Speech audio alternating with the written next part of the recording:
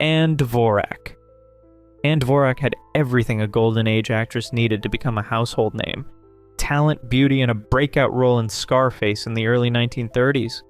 But instead of rising to the top, she became a cautionary tale of what happened when an actress dared to challenge the Hollywood system. At a time when studios controlled nearly every aspect of an actor's life, Anne made a bold move. She demanded fair pay. She was making a fraction of what her male co-stars earned, despite delivering performances that critics raved about. And when Warner Brothers refused to budge, she walked away. That decision cost her everything. The studio retaliated by suspending her, spreading rumors about her health, and ensuring that other major studios saw her as a risk. She was blacklisted before the industry even had a word for it. Instead of starring in prestige pictures, she was relegated to B-movies, while actresses with half her ability were given the roles she should have had. But even in smaller films, Anne's talent was undeniable. In 3 on a Match, she delivered a performance so raw and devastating that it still holds up today. In G-Men, she proved she could hold her own against James Cagney. Yet no matter how good she was, Hollywood had already decided her fate. Anne Dvorak's story is one of quiet rebellion. She fought for herself in an era when actresses were expected to smile and accept whatever they were given. She paid the price for that defiance, but in doing so, she became a symbol of what could have been. A star who refused to play by the rules and as a result, was erased from the Hollywood pantheon. Today, she's remembered not just for her performances, but for the fight she waged long before fair pay in Hollywood was even a conversation. Ella Raines. Ella Raines was the kind of actress who could light up a scene with a single glance. Sharp, enigmatic, and utterly captivating. In the 1940s, she carved a place for herself in the shadowy world of film noir, delivering unforgettable performances in films like Phantom Lady and Brute Force. She had a rare quality, an effortless mix of resilience and vulnerability, a woman who could stand her ground but still reveal the cracks beneath the surface. Yet, despite her undeniable talent, she never became a household name. Why? Because Hollywood, with its rigid star system, often overlooked actresses who didn't fit neatly into their pre-approved molds. While contemporaries like Lauren Bacall and Barbara Stanwyck were celebrated, Raines remained in the periphery, her contributions to the genre quietly ignored. By the time the 1950s rolled around, she had transitioned to television, a move that at the time was seen as a step down from the silver screen. Hollywood was quick to forget her, and the industry rarely acknowledged the mark she left on noir. But modern audiences, those rediscovering the moody, atmospheric thrillers of the era, are finally giving her the recognition she deserved. Her performances still hold up, raw, magnetic, and ahead of their time. If she were acting today, she'd be compared to someone like Rebecca Ferguson or Eva Green, actresses who bring an edge to every role, refusing to be boxed into simple archetypes. Ella Raines may have been overlooked in her time, but her legacy is waiting to be reclaimed. Gail Russell. Gail Russell had the kind of beauty that didn't seem real, like she had stepped out of a dream and onto the silver screen. With her wide, sorrowful eyes and delicate features, she was mesmerizing in films like Angel and The Bad Man in the late 1940s. But behind that ethereal presence was a woman battling crippling stage fright, so severe that she turned to alcohol just to get through scenes. Hollywood, with its relentless demands and unforgiving nature, only made things worse. Instead of nurturing her talent, the industry cast her in roles that leaned on her looks but failed to challenge her dramatic depth. She had the potential to be one of the greats, yet the system that should have celebrated her brilliance let her fade into obscurity. By the time she reached her mid-30s, her career had unraveled, and her struggles took a devastating toll. Her passing at only 36 was a tragic end to a life filled with unfulfilled promise.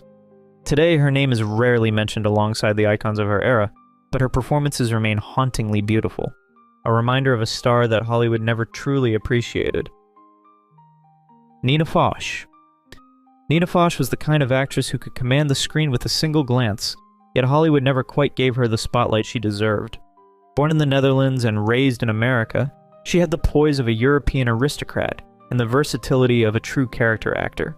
She delivered unforgettable performances in films like An American in Paris in the early 1950s and Spartacus in the early 1960s, but despite her undeniable talent, she was almost always relegated to supporting roles.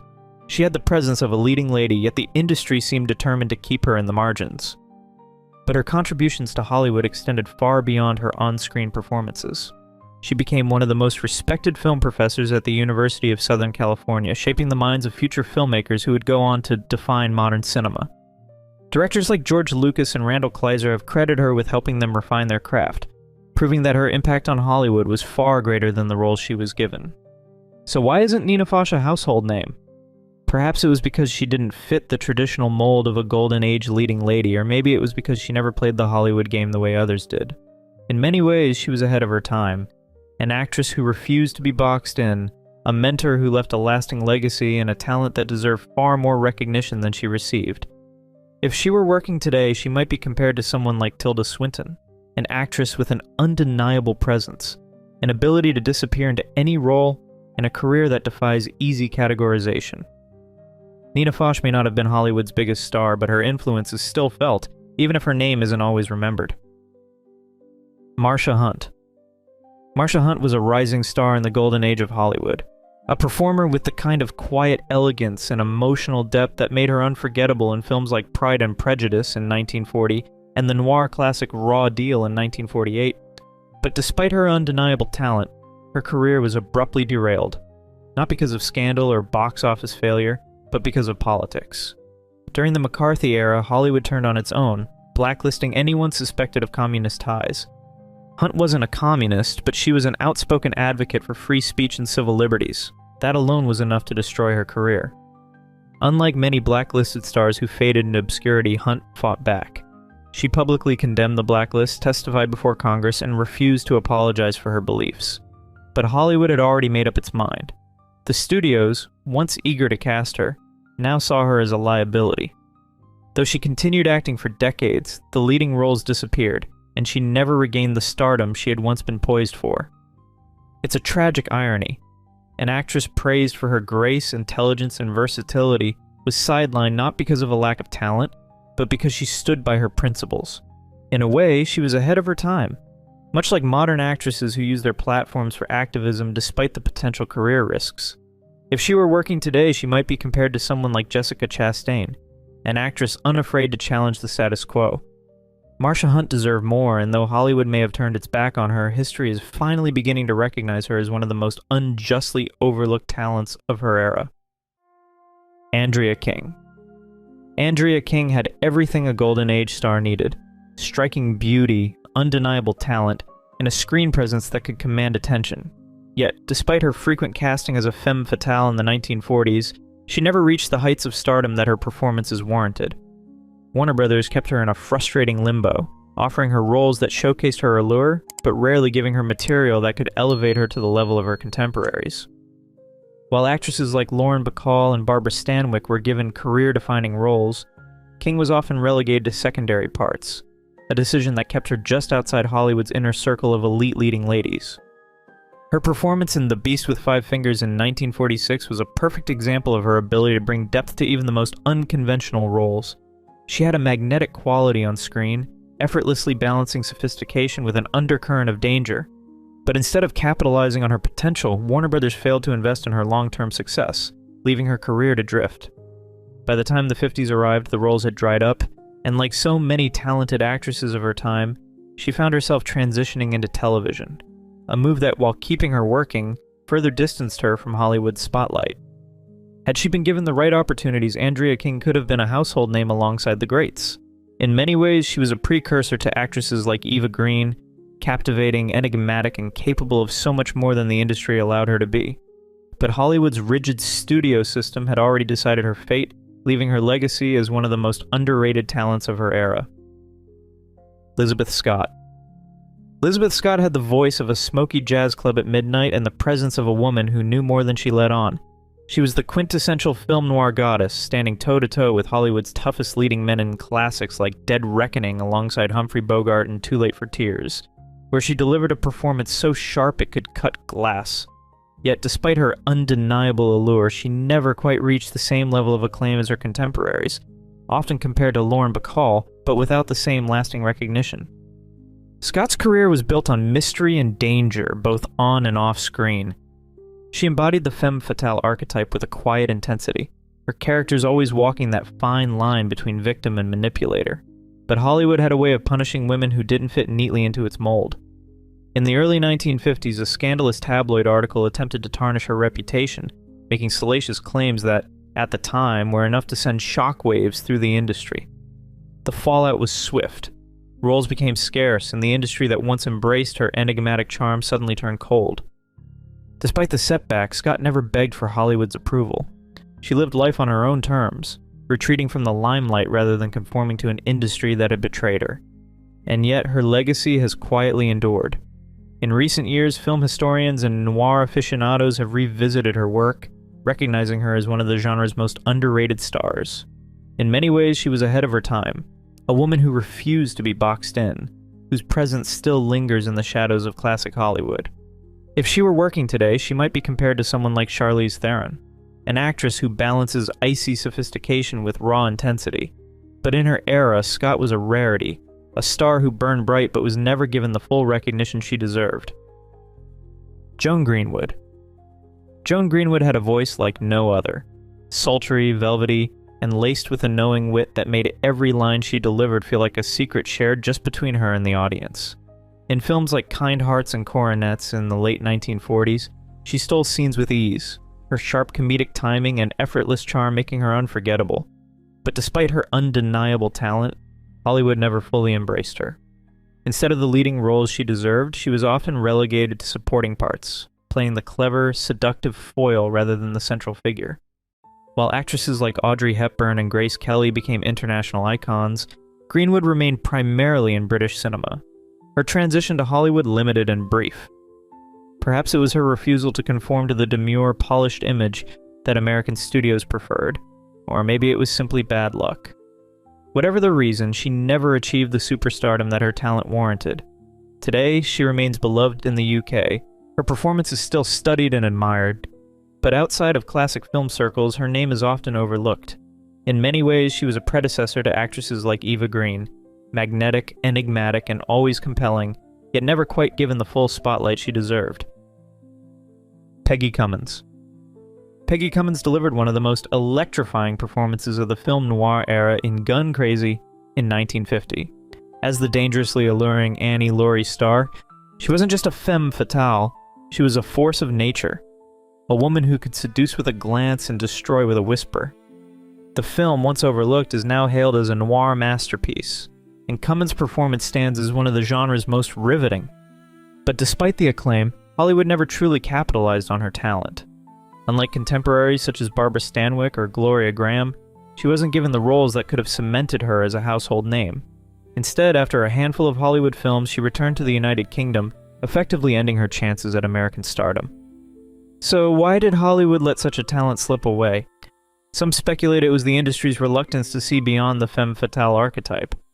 Others believe she simply didn't fit the mold of a traditional leading lady in an era that favored a specific kind of star power. Whatever the reason, Cummins remains one of noir's most underappreciated actresses.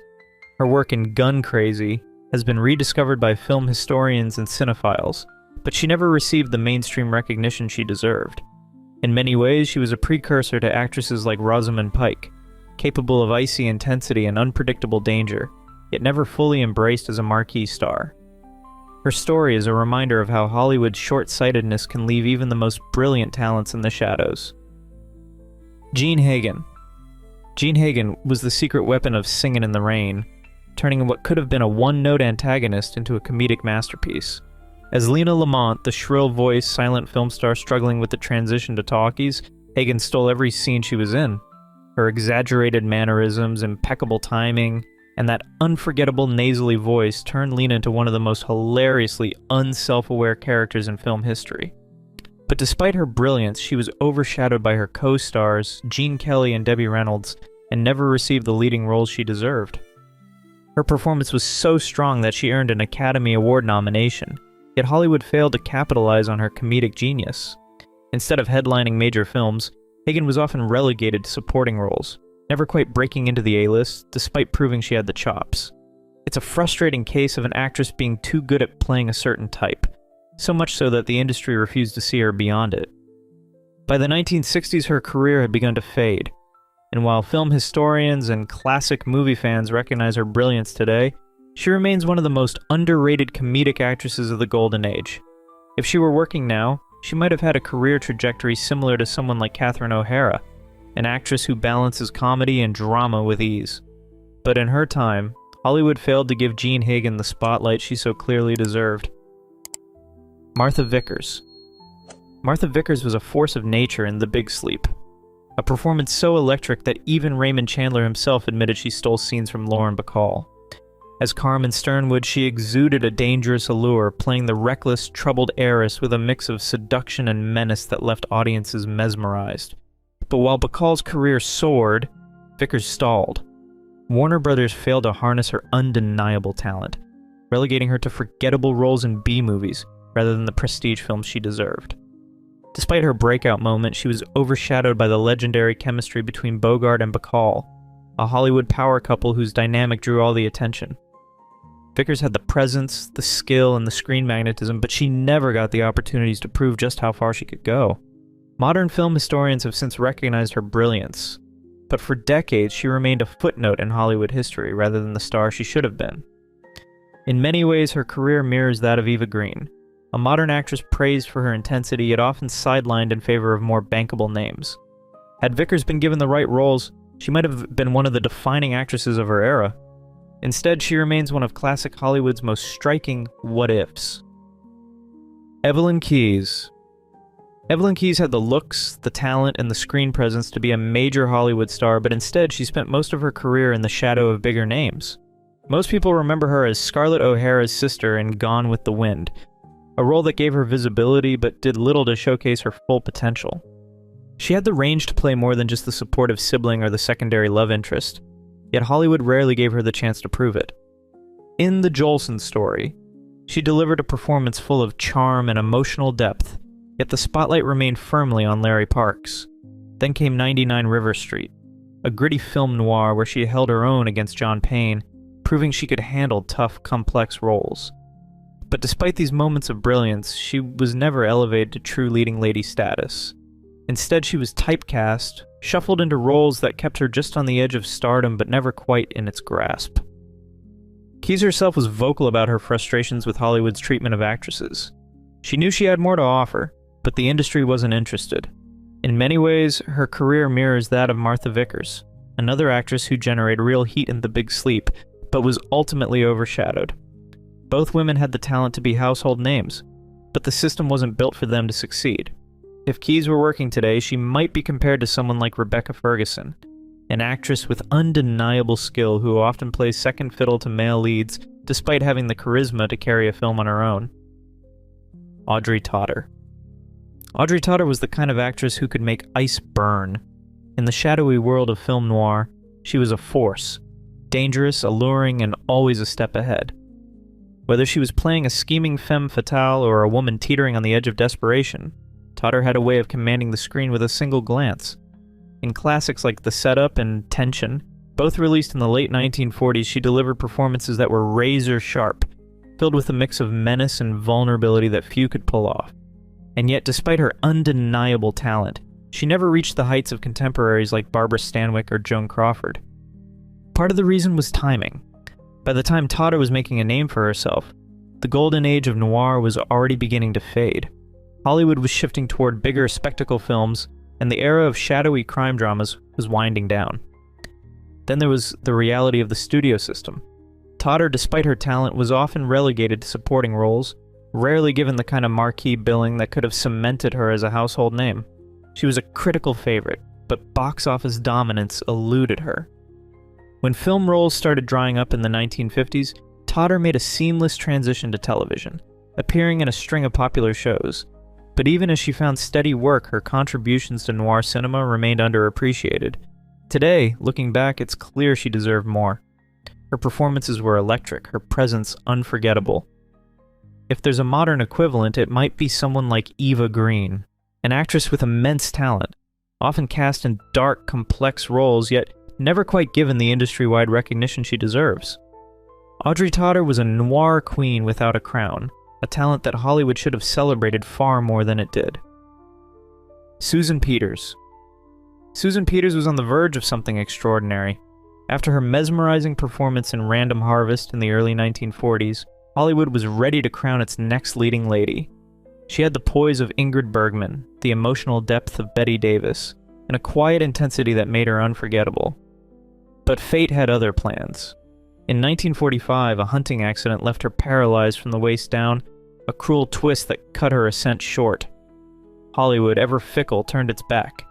The industry that once saw her as the next big thing now saw only limitations. But Peters wasn't one to fade quietly. She fought to keep acting, taking roles in film and television, proving her talent was still undeniable.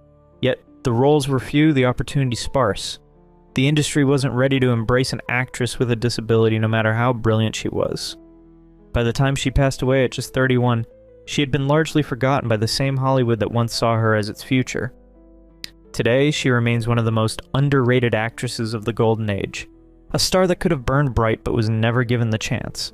If she had been born in a different era, perhaps she would have had the career she deserved, much like today's Marlee Matlin, who has broken barriers in ways Peters never got the opportunity to. Her story is one of talent, resilience, and the tragedy of what could have been. Constance Towers. She had the face of a classic Hollywood star, high cheekbones, piercing eyes, a presence that could command a room, but Constance Towers never became a household name like some of her contemporaries. Instead, she carved out a career that defied the traditional trajectory of a leading lady. In the early 1960s, she delivered powerhouse performances in Samuel Fuller's hard-hitting films Shock Corridor and The Naked Kiss, proving she had the range to go beyond the typical ingenue roles. In The Naked Kiss, she played a former sex worker trying to rebuild her life in a small town, a role that required both grit and vulnerability. And in Shock Corridor, she portrayed a nightclub singer who watches the man she loves descend into madness. These were not the glamorous, one-dimensional roles often handed to beautiful actresses. These were raw, emotionally charged performances that should have cemented her as a major star. But Hollywood didn't know what to do with Constance Towers. Despite her talent, she never quite broke through in the way actresses like Audrey Hepburn or Grace Kelly did. Perhaps it was because she wasn't willing to play the game, or maybe it was because she gravitated toward unconventional roles that didn't fit the traditional mold of a leading lady. Whatever the reason, her film career remained underappreciated. Instead, she found more success on Broadway and television, where she built a steady career, but the mainstream film industry never fully recognized what they had. In recent years, cinephiles have rediscovered her work in Fuller's films, praising her fearless performances and the way she brought depth to characters that could have easily been reduced to cliches. But even with this newfound appreciation, Constance Towers remains one of the most underrated actresses of Hollywood's golden age, a performer who deserved far more recognition than she ever received. If she were working today, she might be compared to someone like Rebecca Hall or Andrea Riseborough, actresses who consistently deliver stunning performances but don't always get the mainstream attention they deserve. If you've enjoyed this video, please leave a like and comment. Also consider subscribing and hitting the notification bell to get notified of our new videos each week. Thanks for watching.